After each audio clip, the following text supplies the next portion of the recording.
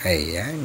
So, kakain tayo ngayon sa Antipolo. Daming gutom eh. Dito tayo ngayon sa Annex. Hindi ko alam kung Annex o Annex. Bala siya dyan. Basta House of Kare-Kare.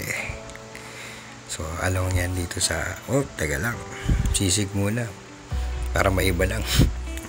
So, sa mga nakakilala sa akin dyan, wala akong ibang kilalang pagkain kundi puro sisig, no?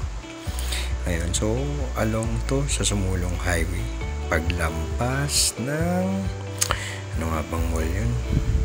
Centro Mall, tama. So ayan, binalata na ng asawa ko, alam na, kaya lumalaki yung pisngi dahil pagkain. O yan na naman, bumalat na naman siya. Oh, good luck talaga. Diet another day. Ayun, so tuloy-tuloy ang pagtira ng paborito kong asawa. Yun, tapos ang laban.